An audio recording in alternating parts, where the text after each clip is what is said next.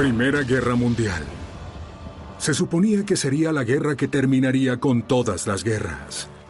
Pero las antiguas tácticas se encontraron con armas nuevas y poderosas.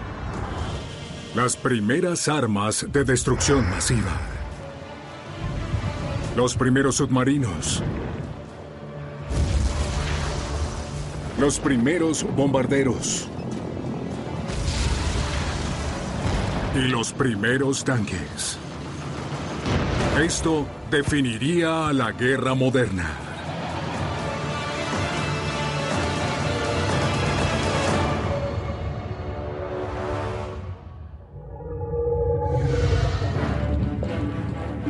Verano de 1914. Europa era un barril de pólvora y estalló con el asesinato de Francisco Fernando, archiduque del Imperio Austrohúngaro, lo que dio inicio a la guerra. Un conflicto local que creció pronto. Las viejas alianzas arrastraron a las grandes potencias europeas al combate. Alemania apoyó al Imperio Austrohúngaro para pelear en contra de los aliados: Rusia, Francia y Gran Bretaña. Al otro lado del Atlántico, el presidente de los Estados Unidos estaba decidido a mantener la paz y la neutralidad y dejar a Estados Unidos fuera de la guerra europea. Wilson prestaba demasiada atención a lo que pasaba en Europa, pero estaba reacio a involucrarse. En ese momento, la mayoría de los estadounidenses no veían en riesgo sus intereses. Veían el conflicto como un asunto principalmente europeo. Un enorme ejército alemán avanzó hacia París esperando lograr una victoria rápida. Pero las fuerzas aliadas detuvieron su avance en el Marne, a 65 kilómetros de la capital de Francia.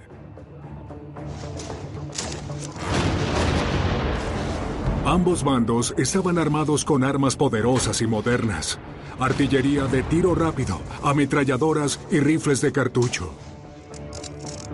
Las tropas en campo abierto eran blancos fáciles, lo que ocasionaba muchas bajas, así que cavaban un elaborado sistema de trincheras para protegerse. Protegidas con alambres de púas y una gran potencia de fuego, sus líneas defensivas eran casi impenetrables. Pero los comandantes seguían enviando olas y olas de tropas para atacar en tierra de nadie. Era el estancamiento de la guerra de trincheras.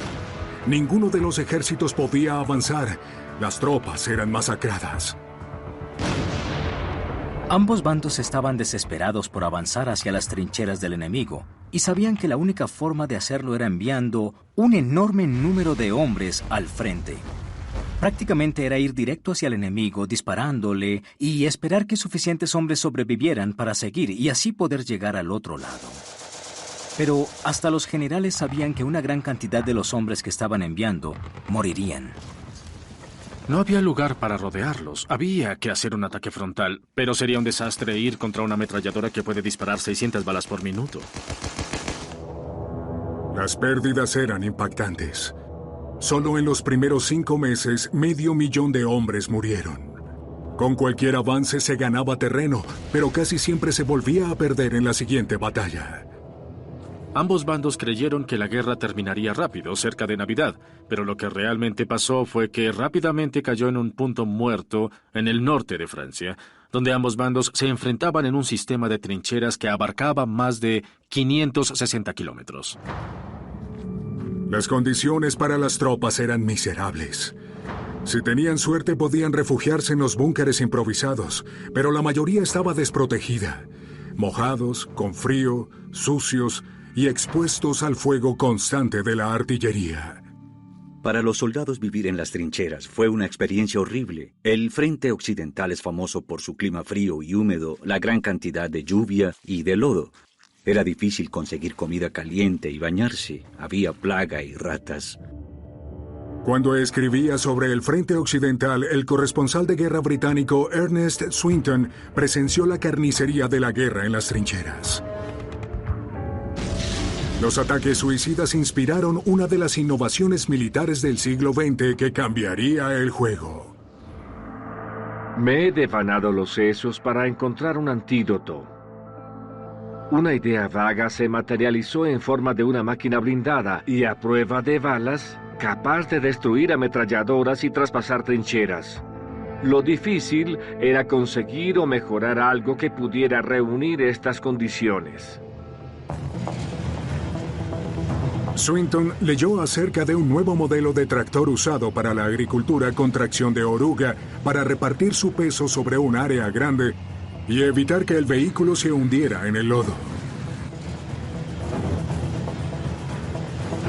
Un ingeniero calificado propuso transformar esa máquina de granja en un arma móvil que pudiera irrumpir en las trincheras fuertemente fortificadas en el frente occidental.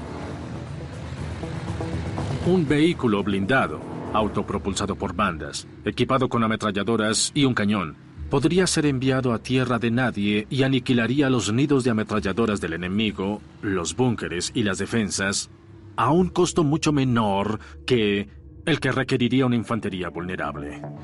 Pero Swinton no pudo convencer a las Fuerzas Armadas británicas. Hasta febrero de 1915, cuando un oficial muy influyente reconoce su potencial.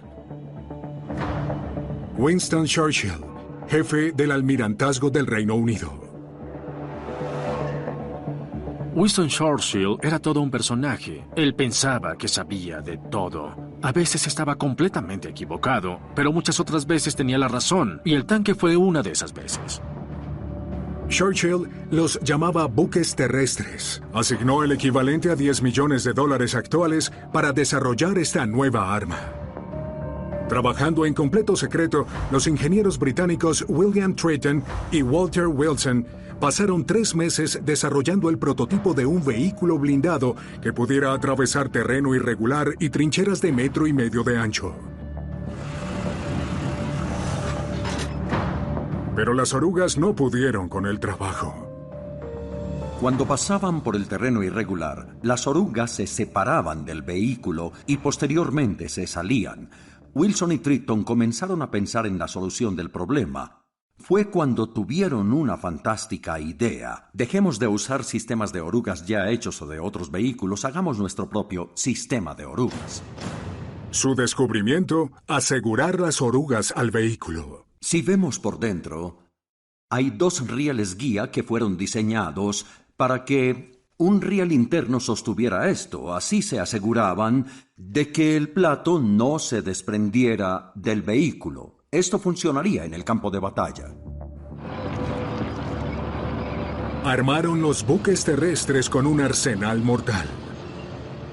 Artillería de 57 milímetros con un alcance de 7 kilómetros. Y ametralladoras enfriadas con agua que disparaban 500 balas por minuto. Enero de 1916. Después de 11 meses de investigación y desarrollo, el vehículo blindado secreto de Swinton estaba listo para su primera prueba de campo. Fue una escena sorprendente. Al dar la señal, una abstracta y gigantesca tortuga de acero salió de su guarida ante el gabinete ministerial y el alto mando militar que se encontraba entre los árboles. Sentí que había visto frente a mí la materialización de mis ideas. Diseñado para una tripulación de 8 personas, el tanque Mark I pesaba 25 toneladas. Con un motor de 105 caballos de fuerza, tenía velocidad de 4.8 kilómetros por hora y un alcance de solo 39 kilómetros. No se parece nada a los tanques de hoy en día, pero igual era mucho más impresionante que cualquier cosa en el campo de batalla. El vehículo blindado gigante se desempeñaba a la perfección en cada prueba. Los oficiales militares buscaban un nuevo nombre para el buque terrestre, algo que no sugiriera que su arma secreta era una especie de vehículo. Cualquier término que expresara la idea de un contenedor parecía apropiado. Rechazamos receptáculo y cisterna. Un nombre nos pareció que sería fácil de captar y de recordar. Tanque. El ejército ordenó 100 de los nuevos tanques. Churchill estaba decidido a mantenerlo en secreto porque él pensó que tenía en sus manos un arma para ganar la guerra y quería asegurarse de que los alemanes no pudieran llevarlo al campo de batalla antes que él. Swinton también comenzó a buscar oficiales para su nueva brigada de tanques. Cientos de oficiales corrieron a enlistarse, incluso cuando el programa militar aún permanecía en secreto. Entre ellos estaba el teniente de 25 años, Basil Enríquez. Nos enteramos de que se estaba formando una unidad altamente secreta, pero no nos dieron ninguna pista de lo que se trataba. La producción se aceleró. En 4 meses, los primeros tanques estaban listos para el entrenamiento. A ningún primogénito se le había dado una bienvenida con tanta emoción como la que le dimos al primer tanque. No era un vehículo precisamente cómodo. En el interior había espacio para 8 soldados. Adentro se siente claustrofobia y hace mucho calor. Cuando el motor lleva trabajando media hora, esos tubos de escape se calientan tanto que la temperatura puede llegar a estar por encima de los 48 grados Celsius. Además, los colectores, las puntas que salen del motor, tienden a soltar los gases dentro del tanque. Poco a poco nos envenenamos con monóxido de carbono a medida que conducimos. No tiene suspensión alguna, así que dentro se siente todo por donde pasamos. Entrenaban en los campos ingleses, donde los tanques se desplazaban tranquilamente sobre las praderas y las colinas. El entrenamiento fue solo un juego. Nos imaginábamos yendo lentamente camino a Berlín, sobre unas hermosas áreas verdes como donde estábamos practicando. Después de 3 meses de entrenamiento, las Fuerzas Armadas británicas decidieron que la Brigada Secreta de Tanques estaba lista. El teniente Enríquez y su unidad partieron a Francia durante el punto cumbre de la batalla más despiadada de todos los tiempos, la Batalla del Somme. Su nueva arma, diseñada para traspasar finalmente la formidable defensa del enemigo, sería una sorpresa para las tropas de ambos lados. Nada más funcionaba. Los tanques podrían ser la última esperanza para acabar con el callejón sin salida que eran las trincheras. 1 de julio de 1916. A casi 2 años de haber comenzado la Primera Guerra Mundial, ningún ejército estaba avanzando. Se alcanzó el 1.000.000 de bajas. Para derrumbar la línea defensiva de los alemanes, los británicos organizaron un enorme asalto. 200.000 hombres a lo largo de 32 kilómetros. La ofensiva más grande de la guerra hasta ese momento. La Batalla del Somme. Su objetivo era quitar presión de las tropas francesas que apenas podían resistir el despiadado ataque de los alemanes en Verdún. En lugar de eso, el Somme fue una masacre. El primer día en el Somme fue el más catastrófico en la historia del ejército británico. Los soldados británicos que estaban en el asalto caminaron hacia una pared alemana de ametralladoras y artillería. Los británicos sufrieron 57.000 víctimas el primer día, con 23.000 muertos. La batalla se extendió por 2 meses. Por cada metro ganado se perdían al menos 50 hombres. Más de 300.000 en total. Los británicos intentaban averiguar cómo planear un ataque sin perder tantos hombres. Los tanques parecían dar al menos una respuesta potencial a esa pregunta. Las Fuerzas Armadas británicas habían estado esperando más de 1 año para atacar la defensa alemana con su nueva arma secreta. El uso de los tanques no era para pelear como fuerza independiente, sino apoyar a los soldados de infantería. Mientras las tropas saltaban abiertamente al campo de batalla desde las trincheras, los tanques irían delante de ellos. Así podrían ayudarlos a eliminar los alambres de púas y usar sus armas para dispersar al enemigo. En cierto modo, limpiarían el área para que los soldados pudieran avanzar. Winston Churchill, quien defendió el desarrollo de los tanques, propuso que se esperara hasta que estuvieran listos cientos de tanques para realizar un enorme asalto de dominio rápido. Pero los generales en el frente estaban desesperados por algo que cambiara las cosas. Septiembre de 1916. Los británicos se preparan para renovar el ataque en el Somme con solo 49 tanques disponibles. El segundo teniente Basil Enríquez comanda uno de los tanques. Las tropas británicas están maravilladas con los vehículos armados gigantes. Algunas tropas corrían hasta donde estábamos y se quedaban con la boca abierta mirándonos. Miles se reunían alrededor y hacían comentarios graciosos. Parecía que animábamos a la gente a nuestro paso. Nos sentíamos como artistas de un circo y teníamos que responder muchas preguntas. Los soldados comunes que estaban en las trincheras sabían cuál era la situación, sabían lo arriesgado que era excederse.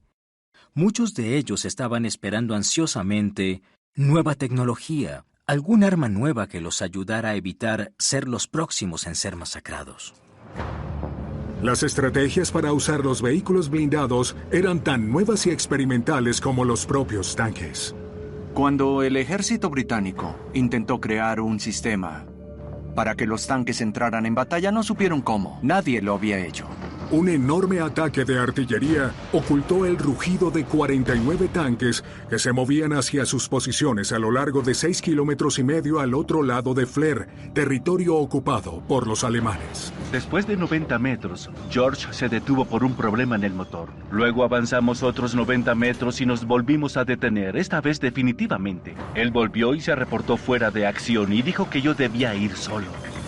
Las fallas mecánicas dejaron fuera de servicio a 17 tanques antes de comenzar la batalla.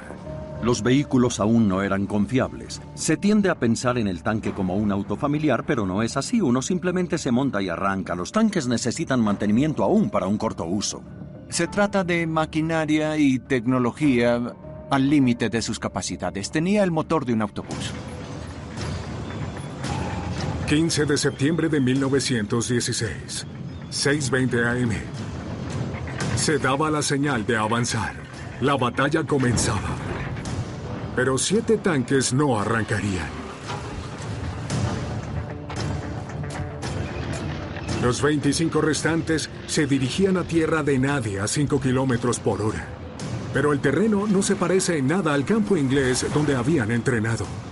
Al ver los huecos de los proyectiles, los llamaron destructores. Había que conducir entre ellos sobre hombres y caballos muertos. Las fotos de reconocimiento aéreo de esa época mostraban toda la devastación de 2 meses de batalla y millones de proyectiles de artillería. Era un paisaje lunar. Había un montón de cráteres por donde los tanques no podían pasar. Parecía el infierno. Era un mar agitado de huecos de proyectiles. ¿Para qué nos sirvió todo ese entrenamiento que tuvimos en las praderas en Inglaterra? Tanque tras tanque quedaban atascados en los cráteres. El ataque estaba fallando rápidamente. El avance era desesperadamente lento.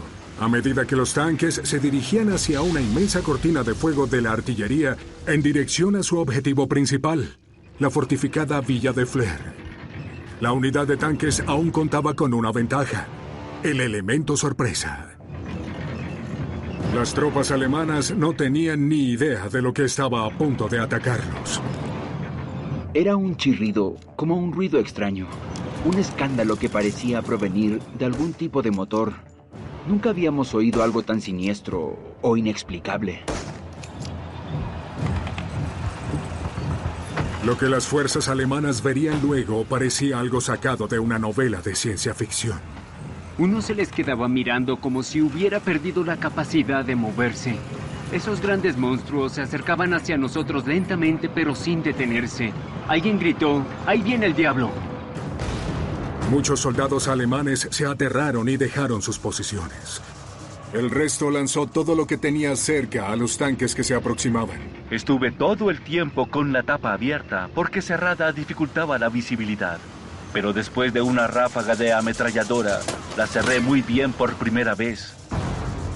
Y grité: ¡Dios nos ayude, chicos! Y avanzamos. Era la primera vez que disparaban a los tanques. Al principio no nos hicieron daño. Contraatacamos y matamos unos 20 soldados. Se suponía que mi tanque sería el primero en la historia en disparar al enemigo. Entonces un golpe contra el frente de la tapa hizo que las astillas entraran al tanque y sentí sangre en la cara. Un minuto después le ocurrió lo mismo a mi conductor. Cuando las balas de las ametralladoras impactan el tanque, adentro se escucha una lluvia que cae sobre el vehículo, pero muy a menudo eso hace que la pintura de la parte de adentro se descascare y vuele, y por eso es que la tripulación debe usar máscaras. Así no les entra en los ojos la pintura o las salpicaduras de trozos de plomo fundido de las balas. Cualquier cosa más grande que una bala penetra la armadura, por lo que si un proyectil explota al lado del vehículo, hace que la metralla de ese proyectil entre en el tanque.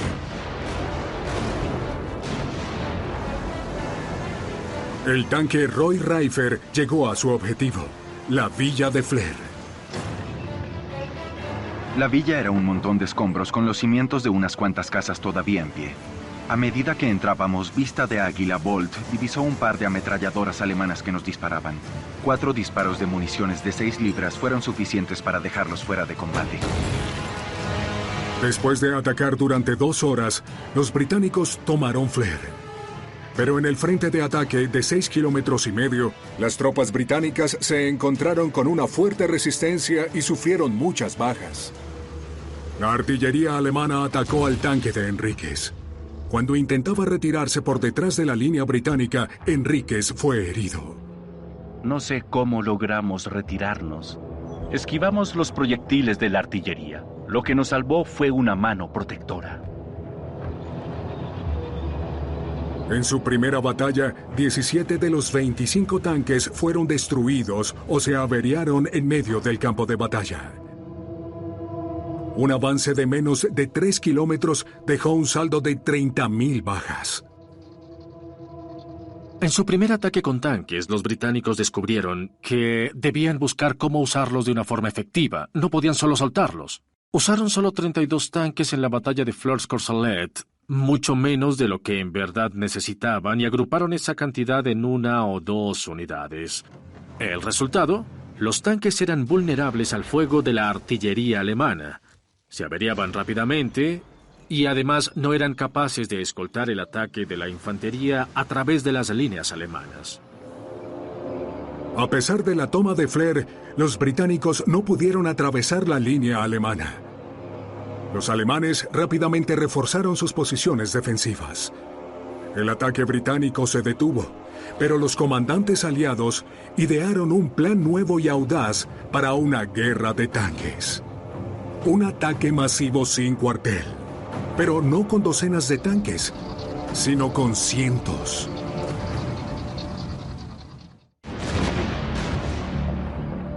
En su primer combate, la mayoría de los tanques tuvo un pequeño impacto en una de las batallas más horrendas de la historia. Solo en julio, más de 100,000 personas murieron en la batalla del Somme. El gobierno necesitaba desesperadamente levantar la moral pública y cambió la historia de la primera batalla de los tanques para que se viera como un gran triunfo. Enero de 1917. Las películas de propaganda llegan a los cines para mostrar al tanque como un arma maravillosa. Cada vez que el mastodonte blindado aparecía en pantalla, el público vitoreaba. La leyenda que se creó fue sobre su gran triunfo y esa historia era necesaria para mantener la reputación de quienes habían fracasado en julio y que decían haberlo hecho brillantemente en septiembre. Los comandantes británicos aún creían que el tanque podía tener un gran impacto en el resultado de la guerra. La primera vez no funcionó. Fue un fracaso. Pero seguramente ahí adentro, en esa caja de metal rodante, capaz de proteger a su tripulación y disparar sus propias armas, estaba la manera de acabar con el frente occidental para siempre. Las Fuerzas Armadas ordenaron 1,000 tanques más. Los británicos le apostaron a la inversión en los tanques después de la batalla inicial. 6 compañías británicas dejaron de construir buques de guerra y armas y comenzaron a construir tanques. Pronto comenzaron a producir 250 al mes. El costo era el equivalente a casi $500,000 actuales. Pero pasarían meses antes de que la nueva fuerza de tanques estuviera lista para la acción. Abril de 1917. Han pasado casi 3 años desde que comenzó la guerra y han habido 3 millones de bajas.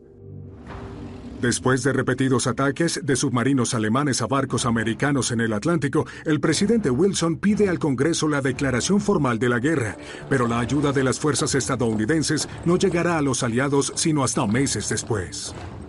Las Fuerzas Armadas estadounidenses no estaban listas para pelear. El ejército tuvo que reclutar a cientos de miles de jóvenes estadounidenses, entrenarlos, equiparlos y después enviarlos a Europa.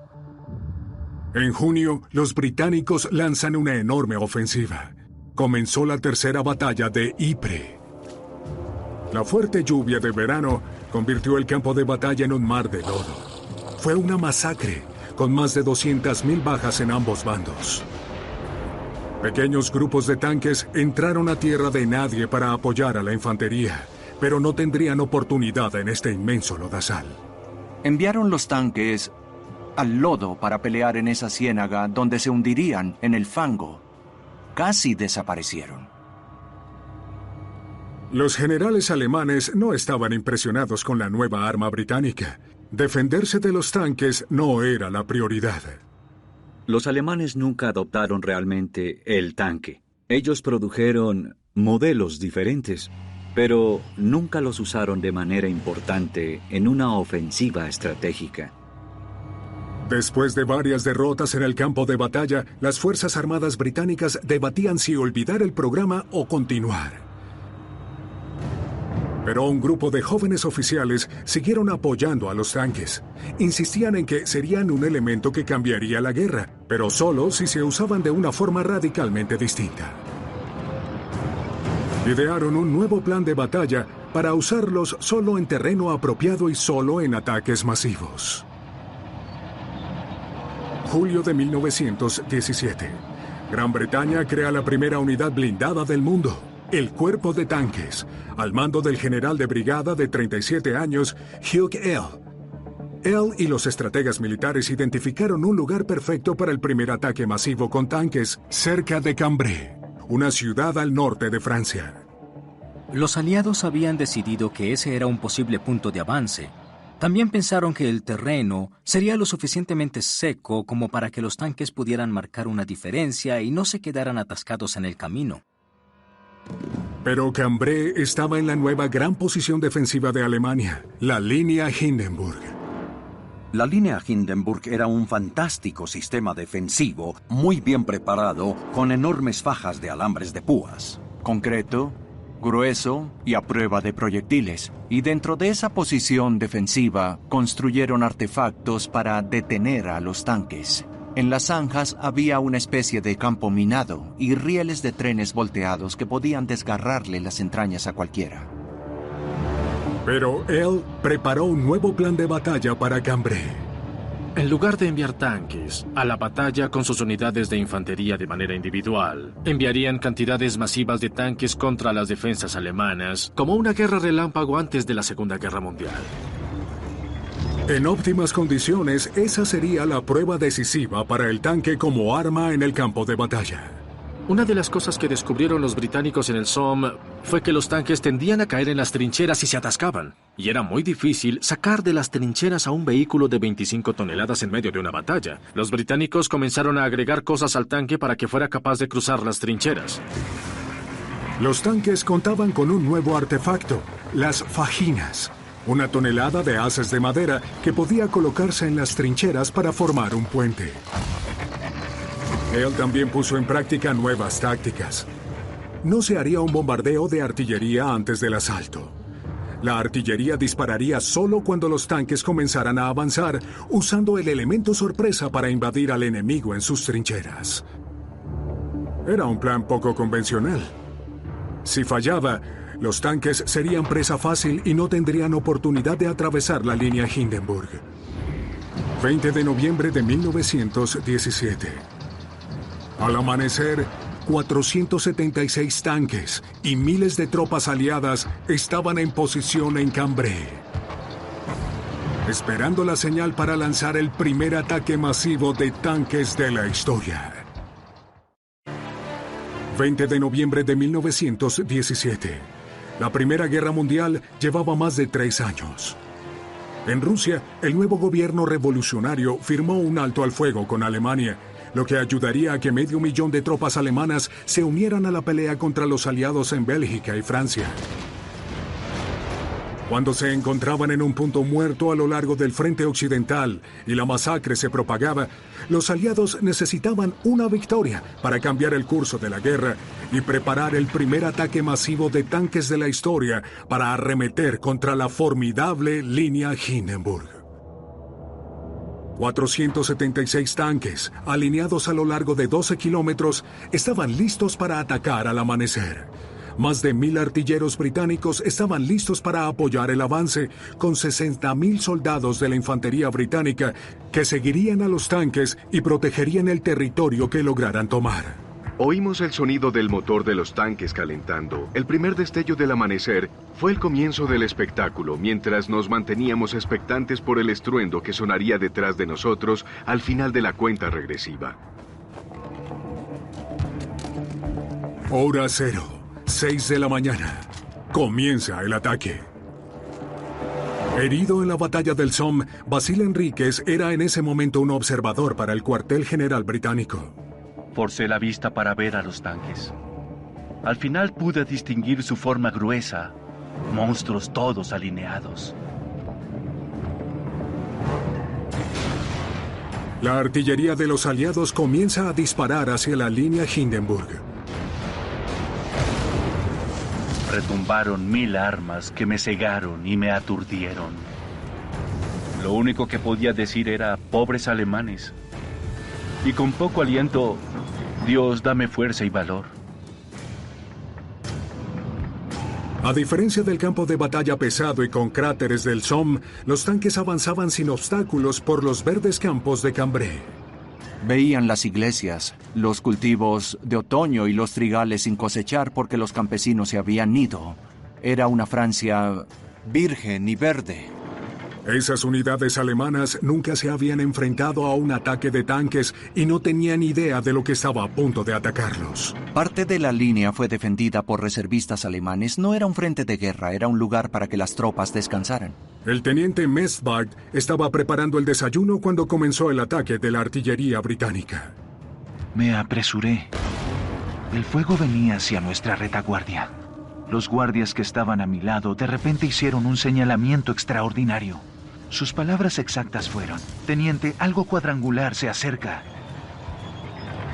Los tanques avanzaron a través de fajas de alambre de púas de 9 metros de profundidad fácilmente. Rompían y desguazaban, crujían y rechinaban. Al final derribaron todo y pudimos pasar. Los gigantes y rugientes tanques provocaron terror entre las tropas alemanas. Veíamos cómo de entre la niebla se acercaba directo hacia nosotros un temible coloso. Cada uno de nosotros podía oír los latidos de su corazón en su pecho. Los soldados alemanes estaban más aterrados de lo que los británicos y los franceses esperaban. Muchos soldados alemanes huyeron, lo que abrió el campo para próximos avances. El enorme ataque finalmente llegaría a la línea defensiva alemana. Los equipos desplegaron sus fajinas, unos enormes haces de madera que rellenaban las trincheras para que los tanques pudieran cruzar. Se colocaron las fajinas. El sargento Cadogan, el conductor, pasó con cuidado sobre ellas, pero nos atoramos. Cadogan era un buen mecánico. Me dijo que él encendería el motor y que yo metiera el embrague y alara con fuerza. Se sacudió de nuevo, avanzó un poco y pudimos salir de ahí.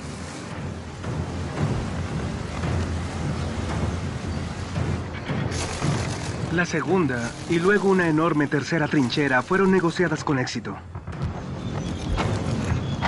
Disparábamos a las líneas enemigas de forma efectiva. El ruido era espectacular.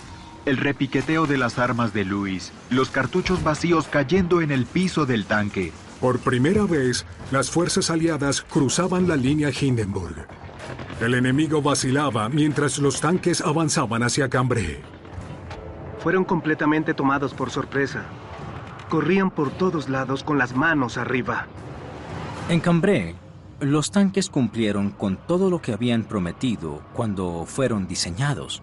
Fueron muy efectivos traspasando líneas enemigas. Fueron efectivos apoyando a la infantería que iba detrás de ellos. También lo hicieron psicológicamente, aterrorizando a los alemanes, y esta vez no se averiaron. Los británicos tomaron prisioneros a 8.000 soldados alemanes. Hasta ese momento era el mejor día para los aliados en la guerra. Fue el momento cuando los tanques mostraron lo que podían hacer en el campo de batalla, porque lo hicieron en la escala, con la preparación y de la manera que de verdad querían hacerlo. Estaba ahí con la oportunidad de mostrar de lo que era capaz el tanque. El operador de ametralladora, George Coppert, estaba en la primera ola de infantería que iba tras los tanques. Por primera vez en la Primera Guerra Mundial, los soldados que iban a pie no eran carne de cañón. Era una vista emocionante y era maravilloso ver que los tanques habían soportado lo más fuerte del ataque y no nosotros. Fuimos directo al territorio enemigo de una manera que no hubiera sido posible sin la ayuda de los tanques.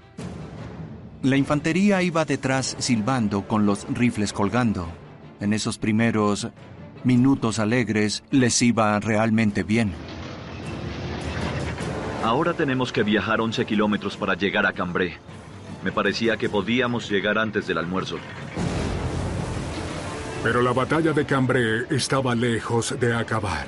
Los tanques que lideraban se estaban acercando a la cresta de la montaña de Flesquières, un punto estratégico de comando con una vista de toda el área. Era lo que se interponía en el camino de un decisivo avance de los aliados, pero la fuerza de asalto no sabía que se dirigían hacia una de las pocas unidades alemanas entrenadas para repeler un ataque de tanques. Noviembre 20 de 1917. Durante el primer ataque masivo de tanques en la historia, 40 vehículos blindados avanzaron 3 kilómetros, asediando una de las posiciones estratégicas importantes de la guerra, la cresta de la montaña de Flesquières y la ciudad francesa de Cambrai, un cuartel general alemán clave en el frente occidental. Hasta ese momento, la mayoría de los líderes militares alemanes no habían tomado en serio a los tanques y desestimaban que fuesen una amenaza. Excepto el teniente general Freiherr von Watter, un comandante de campo alemán que entrenó a sus tropas para defenderse de los tanques. El oficial de artillería, teniente Jakubowicz, se preparó para disparar su arma de 77 milímetros a medida que los tanques avanzaban. De repente aparecieron unos tanques en nuestro campo. Ordené que se apostaran a 700 metros y con nuestro tercer disparo, destruimos un tanque. Un grupo que no huyó tenía un cañón de 7,7 centímetros. Lo adecuaron y lo dispararon, una y otra vez. A medida que los tanques llegaban a la cima de la colina, el cañón los impactaba una y otra vez. Luego de unos minutos, todos estaban en llamas. Un tanque que llegaba a nuestra derecha recibió un impacto directo y estalló en llamas. Vi a un solo hombre salir rodando por la puerta. El tanque que estaba a la izquierda también recibió un impacto directo, pero no vi a nadie salir de él. Las tropas de von Watter destruyeron 28 tanques y detuvieron el asalto británico. Muchos soldados tuvieron que abandonar sus vehículos en llamas. Había que salir del tanque por una puerta pequeña a la que han descrito como la del horno de una bruja. Te podías quemar adentro o salir y enfrentar luego una ráfaga de ametralladora enemiga.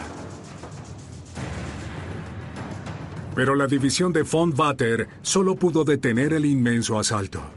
Los aliados flanquearon a los alemanes por ambos lados de la cresta de la montaña de Flesquières, lo que los obligó a abandonar uno de los puntos estratégicos en el frente occidental.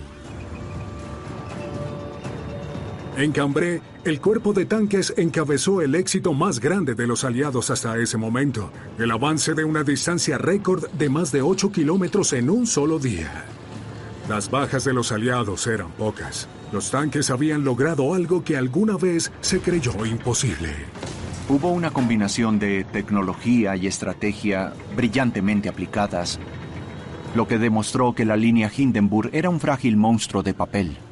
Cambrai fue un tremendo éxito para la unidad de tanques. Ellos demostraron lo que se podía hacer con ese nuevo vehículo blindado. Cuando las noticias del éxito de los tanques llegaron a Gran Bretaña, la gente estaba eufórica.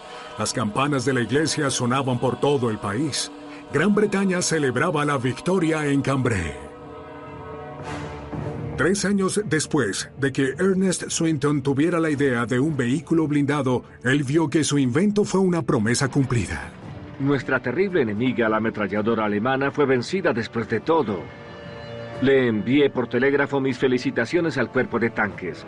Y su respuesta fue: todos se lo agradecemos. Es una de mis más preciadas pertenencias. Los refuerzos alemanes al final detendrían el avance de los aliados. Pero Cambrai fue un punto de inflexión para el tanque.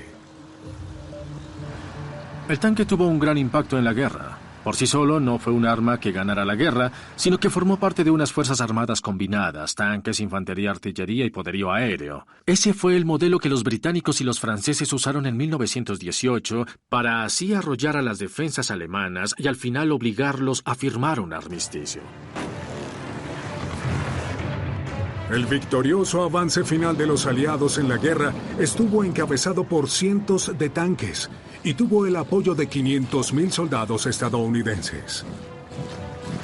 Para el armisticio de noviembre de 1918, Gran Bretaña ya había producido 2.500 tanques. Alemania, quien ignoró a los tanques casi toda la guerra, construyó solo 20. ¡Tenemos que avanzar! Pero 21 años después, en la Segunda Guerra Mundial, serían los alemanes los que surgirían como maestros en el arte de la guerra con tanques. Después de que terminó la Primera Guerra Mundial, las Fuerzas Armadas alemanas se esforzaron mucho en cómo evitar el mismo tipo de callejón sin salida que hubo entre 1914 y 1918. Se decidieron por el arma a la que no le prestaron atención durante la Primera Guerra Mundial: el tanque. Alemania desarrolló tanques más rápidos, con mayor alcance y mayor radio de comunicación, y los puso como el eje de su nuevo plan de batalla, la Guerra Relámpago. En 1940, los tanques desempeñaron un papel importante cuando las fuerzas alemanas invadieron Francia en solo 6 semanas, y cuando avanzaron el siguiente año más de 900 kilómetros hacia la Unión Soviética. Pero no solo los alemanes aprendieron del éxito de los británicos con los tanques durante la Primera Guerra Mundial. Había observadores de las Fuerzas Armadas estadounidenses en Cambrai durante la batalla. Estaban muy impresionados por lo que vieron. Entre los observadores estaba un joven, el mayor George Patton, quien sería, por supuesto, durante la Segunda Guerra Mundial, el verdadero padre de la guerra de tanques estadounidense. La Primera Guerra Mundial fue un punto de inflexión en la historia militar. Su legado de innovaciones en armas y estrategias continúa dando forma a las guerras de hoy día.